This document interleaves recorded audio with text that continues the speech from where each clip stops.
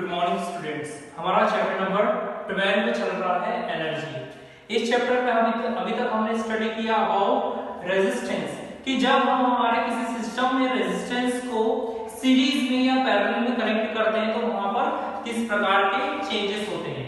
आज हम स्टडी करेंगे about heating effect of electric current कि इलेक्ट्रिक करंट का एक और इफेक्ट होता है जिसे हम हीटिंग इफेक्ट कहते हैं। एज वी नो दैट हम जानते हैं कि जैसे जैसे हमारे सर्किट में हमें एनर्जी का फ्लो करना है, इलेक्ट्रिक करंट का फ्लो करना है, उस कंडीशन में हमें पोटेंशियल डिफरेंस जनरेट करना होता है। पोटेंशियल डिफरेंस की वैल्यू से ही किसी भी सर्किट में इलेक्ट्रिक करंट का फ्लो होता है। अब पोटेंशियल डिफरेंस हम कैसे जनरेट करें या कैसे प्रोड्यूस करें, तो हमने देखा कि किसी भी इलेक्ट्रिक सर्किट में यदि हम बैटरी का यूज करें या सीरीज ऑफ सेल का यूज करते हैं तो वो एक इलेक्ट्रिक प्रेशर को जनरेट करता है। इलेक्ट्रिक प्रेशर ही वो पोटेंशियल डिफरेंस है जिसकी हेल्प से किसी सर्किट में इलेक्ट्रिसिटी का फ्लो होता है। जैसे जैसे ये पोटेंशियल डिफरेंस की वैल्यू बढ़ती जाती है वैसे वैसे इस इलेक्ट्रिक सर्किट में करंट के फ्लो की वैल्यू इंक्रीज होती जाती है। लेकिन देखा गया है कि जब किसी सब्सटेंस में या फिर हमारे करंट कंडक्टिंग वायर में जब इलेक्ट्रिक करंट फ्लो हो रहा है तो इलेक्ट्रिक करंट के फ्लो होने के कारण उसके पाथ में या फिर उसके मार्ग में क्या होता है, ऑब्स्टिकल्स होता है, रुकावट आती है जिसके कारण वो करंट को पास होने नहीं देता है। अब करंट का तो फ्लो हो रहा है, चार्जेस फ्लो हो रहे हैं, लेकिन जब ये चार्ज उस इलेक्ट्रिक सर्किट में एक पर्टिकुलर मैनर में फ्लो नहीं हो पाती तो वहां पर ये रुकावट ही कहलाती है रेजिस्टेंस या कहे अवरोध। हमने ओम्स लॉ में भी स्टडी किया है कि V is directly proportional to I। जितना जितना हमारा पोटेंशियल डिफरेंस बढ़ता जाएगा वैसे वैसे इस फ्लो होने वाले करंट की वैल्यू भी बढ़ती जाएगी। लेकिन यदि हमारे सर्किट में रेजिस्टेंस की वैल्यू ज्यादा होगी तो पोटेंशियल डिफरेंस भी कम होगा और साथ में इसमें फ्लो होने वाले करंट का अमाउंट भी काफी कम होता है। मींस हमारी यहाँ पर इलेक्ट्रिक एनर्जी किसमें कन्वर्ट हो रही है, हीट एनर्जी में। आप देखेंगे यदि हम कंटिन्यूअसली फैन से वर्क करते हैं, यदि हम फैन को कंटिन्यूअसली रोटेट करते हैं तो एक पर्टिकुलर पीरियड ऑफ टाइम के बाद वो काफी हॉट होने लगता है, उसमें गर्माहट काफी बढ़ने लगती है। मींस यदि हम किसी एपरेटस को कंटिन्यूअसली यूज करेंगे जिसमें इलेक्ट्रिसिटी का फ्लो हो रहा है तो वो धीरे धीरे हॉट होने लगता है। मींस यहाँ पर इलेक्ट्रिसिटी किसमें कन्वर्ट होती है, हीटिंग एनर्जी में या कहे हीट एनर्जी में कन्वर्ट होती है।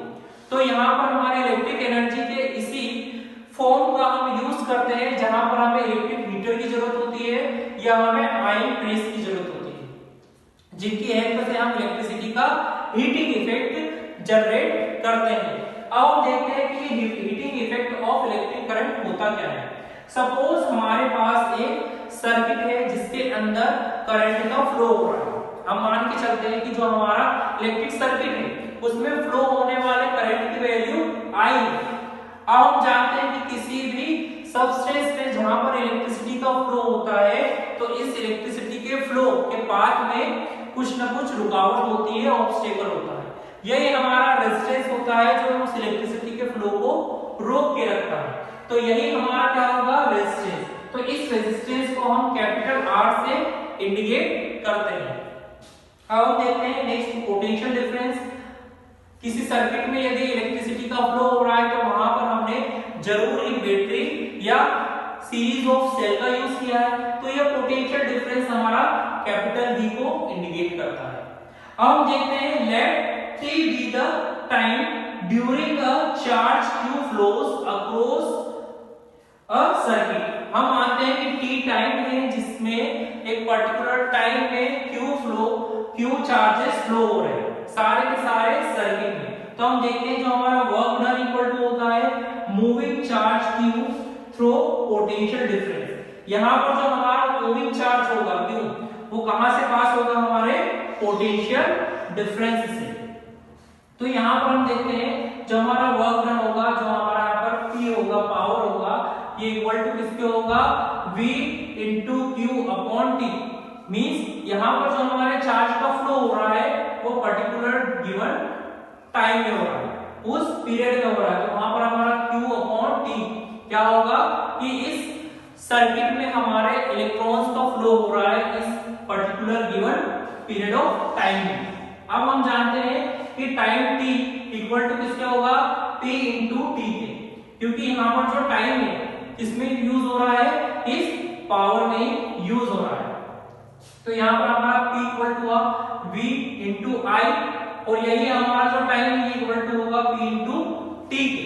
अब हम देखते हैं कि जो हमारा हीटिंग इफेक्ट है, यह क्या है, हीट है, तो ये कैपिटल H इक्वल टू किसके होगा, v into I into T, v into I into T. v stands for potential difference, I stands for current and t for time। यहाँ पर हमने t का यूज किया है टाइम के लिए। अब हम देखते हैं according to Ohm's law, Ohm's law के अकॉर्डिंग क्या होता है, जो हमारी हीट होगी वो होगी v into I into T, लेकिन हम ओम्स लॉ की हेल्प से जानते हैं कि v इक्वल टू होता है आई आर। जहां पर भी v का हम यूज करेंगे वहां पर हम v के प्लेस पर किसका यूज करते हैं, i इंटू r का यूज करते हैं। तो v equal h equal to क्या होगा, v into I into T. तो ओम्स लॉ क्या कहता है, h इक्वल टू होता है i r into I into T. Capital H equal to किसके होगा, i r into I into T. अब यहाँ पर देखते हैं हम i हमारा दो टाइम में मींस i कितना है, ट्वाइस है, तो हम i और i को मल्टीप्लाई करेंगे तो क्या हो जाएगा, i square r into T. तो यहाँ पर जो हमारा हीटिंग इफेक्ट है वो किसके इक्वल होता है, i square into r into T. अब हम यहाँ से देखते हैं कि ये जो इक्वेशन बनी है इसे ही हम कहते हैं जूल्स इक्वेशन। ये जूल्स हीटिंग इफेक्ट होता है जहां पर हमारे h की वैल्यू होती है equal to I square into R into T. अब यहां से हम कंक्लूड कर सकते हैं कि यदि हीटिंग इफेक्ट ज्यादा है तो रेजिस्टेंस की वैल्यू भी ज्यादा है। आप देख सकते हैं यहाँ पर जो हमारा हीट है, heat energy is directly proportional to R. जैसे जैसे हम रेजिस्टेंस की वैल्यू बढ़ाते जाते हैं वैसे वैसे हमारा हीटिंग इफेक्ट भी बढ़ता जाता है। यहाँ पर आप देखेंगे कि यदि हम रेजिस्टेंस की वैल्यू बढ़ाते हैं तो करंट के स्क्वायर की वैल्यू भी बढ़ती जाएगी, और जितना ज्यादा टाइम होगा उतने ज्यादा हमारा रेजिस्टेंस की वैल्यू बढ़ेगी। रेजिस्टेंस की वैल्यू बढ़ेगी यदि हमारा टाइम ज्यादा होगा तो उतना ज्यादा ही हीटिंग इफेक्ट जनरेट होगा। मींस यदि हम किसी अप्लायंस में बहुत ज्यादा समय तक इलेक्ट्रिसिटी का फ्लो रखेंगे, बहुत ज्यादा टाइम के लिए हमने किसका फ्लो किया है, इलेक्ट्रिसिटी का, तो वहां पर कंडीशन बनती है कि वहां पर हमारा जो अप्लायंस है वो हीटिंग इफेक्ट जनरेट करेगा या उसके अंदर हीटिंग प्रोड्यूस होगी। तो आज हमने स्टडी किया heating effect of electric current, जहां पर हमारे कैपिटल H की वैल्यू होती है I square into R into T।